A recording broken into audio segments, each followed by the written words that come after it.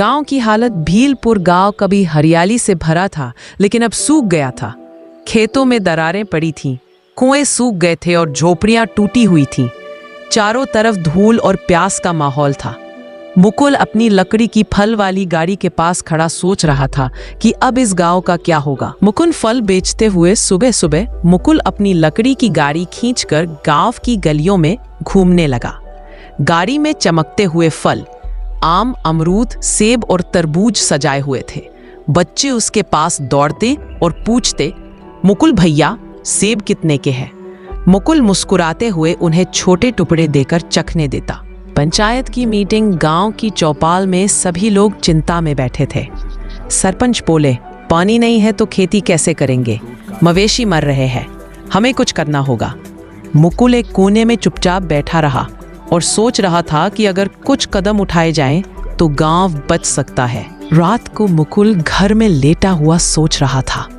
उसने फैसला किया कि अगर गांव का बरसात का पानी जमा किया जाए और तालाब साफ किया जाए तो गांव फिर से हरा भरा हो सकता है।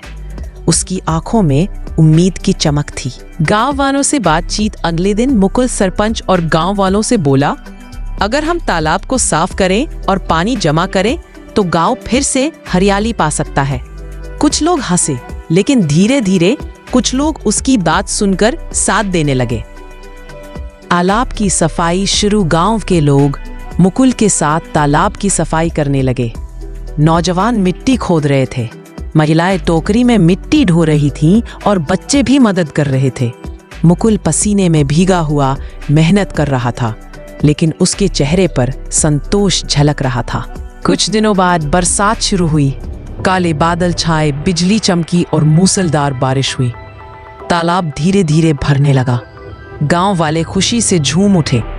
मुकुल भीगते हुए खड़ा आसमान की ओर देखकर मुस्कुरा रहा था। अब मुकुल की गाड़ी में फल ताजे और चमकते हुए दिखाई दे रहे थे। लाल सेब, पीले आम, हरे अमरूद और बड़े तरबूज। लोग दूर दूर से उसके पास आकर फल खरीदने लगे। मुकुल मुस्कुराते हुए फल तोल रहा था और बच्चों को छोटे टुकड़े दे रहा था। धीरे धीरे भीलपुर गांव में हरियाली लौट आई। खेत हरे भरे हो गए, तालाब पानी से भरा, पेड़ पौधे हरे हो गए।